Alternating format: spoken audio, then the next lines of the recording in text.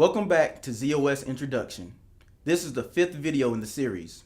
The objective of this video is for you to have a better understanding of 3270 and TN3270 as a basic ZOS network interface. Telnet 3270, also known as TN3270 emulator software for workstations, is available today as a method to connect and log on to ZOS. For those new to ZOS, awareness of TN3270 is important for several reasons that will be covered in this video.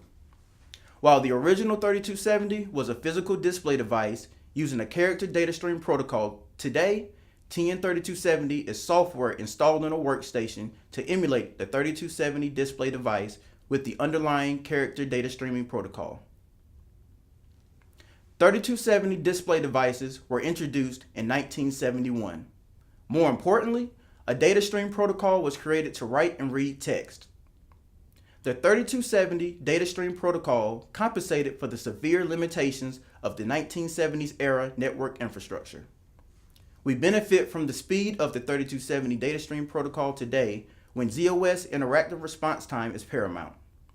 The 3270 data stream protocol was one of the original techniques to write and read text using a display device predating the VT100 and HTML. However, anyone new to 3270 immediately encounters a few navigation quirks due to the evolution of the keyboard.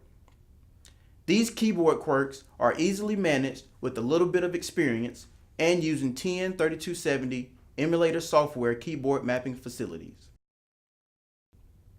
The original 3270 data stream protocol for data entry is based upon a standard keyboard layout used by the original 3270 display devices. Keyboard layouts evolved to accommodate a variety of personal computers. This evolution eventually caused the first TN3270 quirk, the location of the 3270 enter key. The 3270 protocol's enter command, which is hex 7dog, is used to send a full screen of typed data to ZOS. A typical PC keyboard right side control key is mapped by TN3270 emulators to generate the enter command instead of the PC's keyboard labeled enter key. All TN3270 emulators have a keyboard mapping function capable of mapping the 3270 enter command to the keyboard labeled enter key, or just use the right side control key. ZOS support technicians along with the developers use 3270 every day.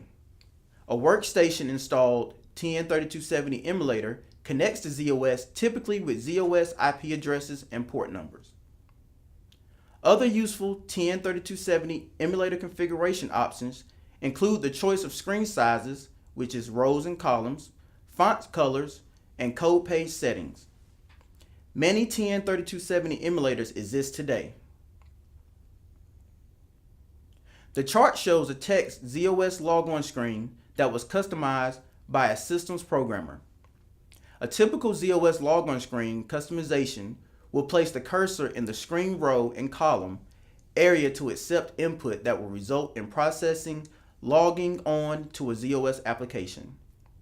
There are many production applications that use 3270 for business transactions. It is common for back office personnel to use TN3270. There are production applications with automated use of 3270 data streams. In summary, 3270 and TN3270 are the basic ZOS interfaces used to log on to ZOS applications from a workstation using TN3270 emulator software. TN3270 is fast, its display screens can be easily customized, and is used every day and will continue to be used into the foreseeable future. Thank you for your time.